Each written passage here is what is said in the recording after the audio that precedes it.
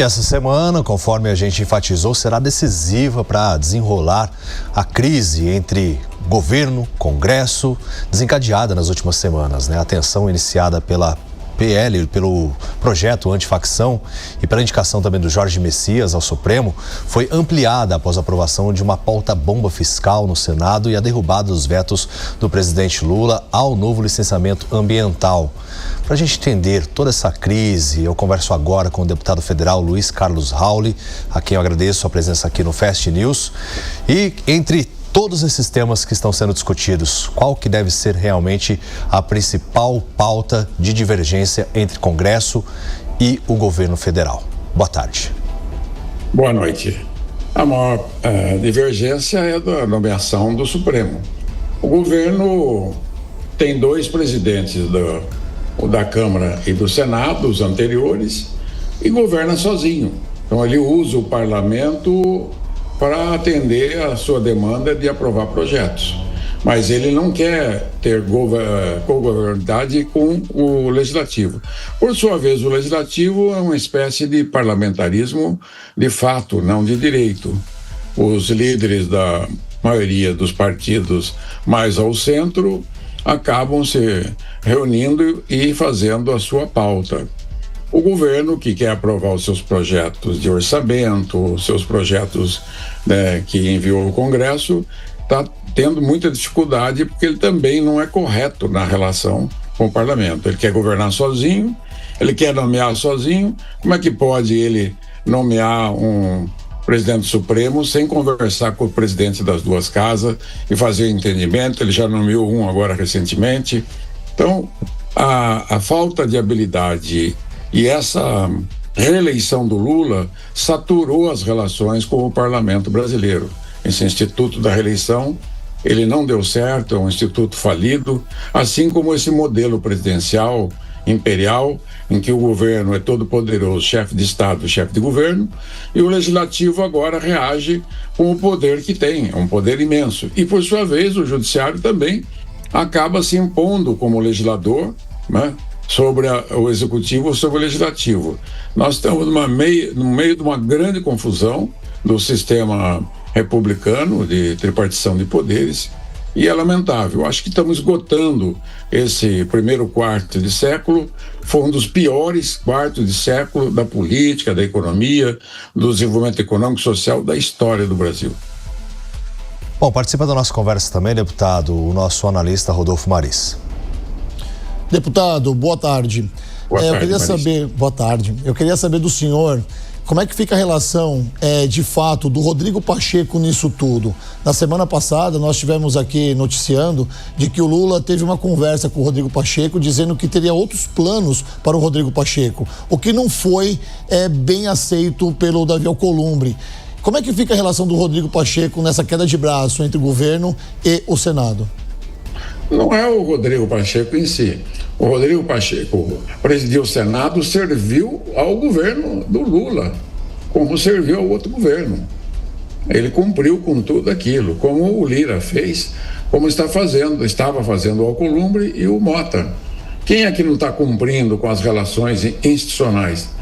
É óbvio que o Pacheco não queria ser candidato a governador do seu estado, ele queria, talvez, não conheço ele de próximo, conheço bem ele publicamente, ele tinha a expectativa também de ser o indicado ao Supremo Tribunal Federal com apoio do Senado da República, até porque para eleger um presidente do Senado é preciso de muitos votos, né?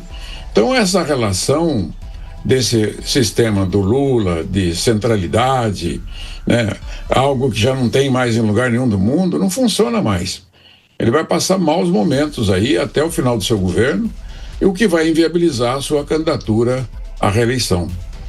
Deputado, qual a expectativa também em relação ao orçamento? Porque nesse ano de 2025 a gente teve o orçamento aprovado no mesmo ano. Será que isso tende a acontecer também com 2026? Eu creio que não, temos só 3 semanas para isso, porque seria também uma falta de sensibilidade do parlamento, porque ele também tem interesse em entregar as emendas dentro do prazo, né?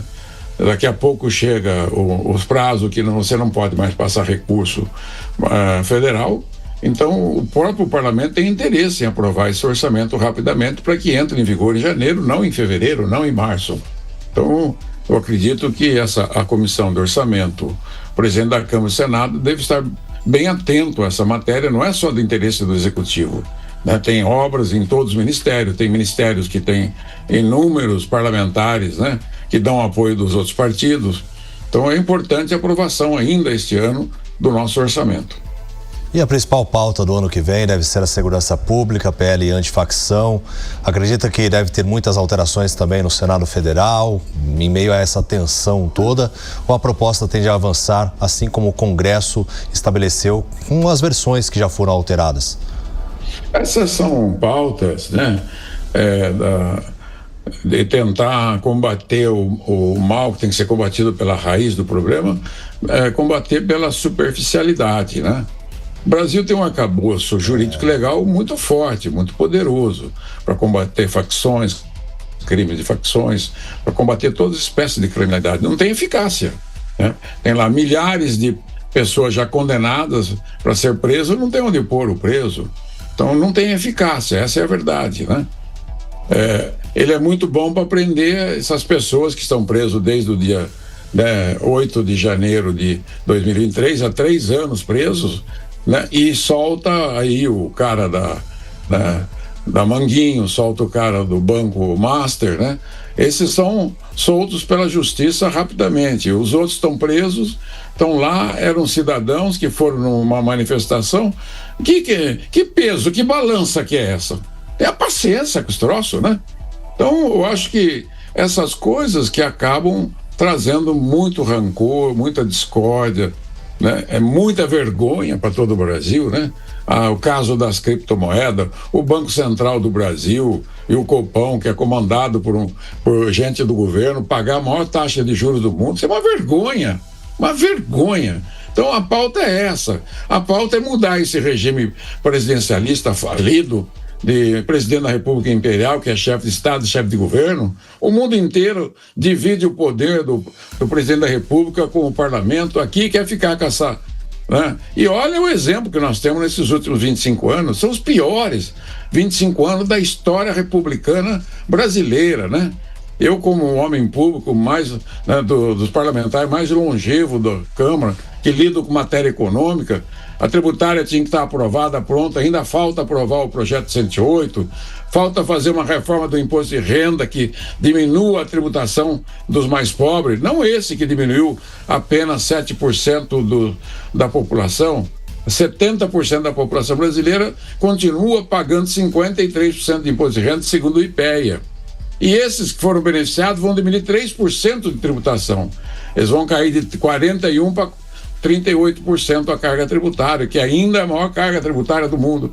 Pauta é essa, o resto é conversa fiada, empulhação, enganação da nação. O Brasil precisa crescer, precisa desenvolver, enfrentar a taxa de juros e enfrentar a criminalidade por aquilo que o governo tem de excelência, interferir no sistema financeiro, acabar com essa espoliação do PCC ser dono de fintechs, né? De sonegadores estar solto lá, morando nos Estados Unidos, em casa de 26 milhões de dólares. Muitos temas. Fugir um pouco do assunto, mas... Está indignado, assim como muitos brasileiros também, né? Não é possível. Essa pauta aí, vai prender, não vai prender? Tem como prender, ué. O cara estava preso e soltou a juíza ali de Brasília. Por que soltou? É exemplo, ela tem também responsabilidade, né? O tal do Vocaro, sei lá. Vocaro.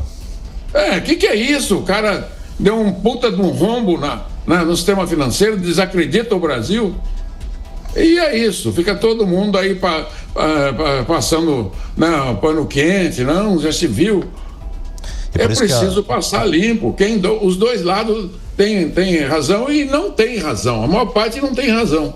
E nós que estamos brasileiros de verdade, ficamos no meio de todo esse fogo crisado aí. Então eu digo assim, eu tenho 8 mandatos, tenho 53 anos de vida pública, conheço profundamente as raízes do problema e a solução. Você quer resolver o problema da folha de pagamento na reforma, eu tenho a solução. Quer resolver a microempresa, eu tenho a solução. A reforma tributária, eu tenho. Para derrubar os juros, eu tenho um projeto de IOF, que é só o governo aplicar uma taxação maior nos ganhos do rendimento da taxa Selic dos títulos do governo, que você reduz o ganho e diminui o déficit público. Com isso, não precisa ficar fazendo política restritiva de crescimento. É uma vergonha que o Brasil, há 44 anos, cresça 2% ao ano, enquanto a China ainda estão crescendo a 7%, 8%, e nós já crescemos a 6,3% ao ano por 50 anos, de 1931 até 1980. Então, água mole em pedra dura, que fala, não, eu digo que o Brasil tem um erro estrutural na sua economia, que é a taxa de juros, a reforma tributária, tem que acabar com as renúncias fiscais, tem que acabar com a inadimplência, tem que acabar com a burocracia desse sistema tributário e tem que esmagar a sonegação e prender sonegadores e também tornar eficiente o sistema prisional brasileiro, do sistema judiciário brasileiro. Sem dúvida alguma, nós conversamos com o deputado federal Luiz Carlos Rauli, a quem eu agradeço aqui a presença no Fast News, nessa conversa ao vivo. Eu agora agradeço e vou para a missa, está em cima da hora aqui da minha paróquia, em Londrina. Boa missa, que Deus abençoe. Amém, tchau, tchau.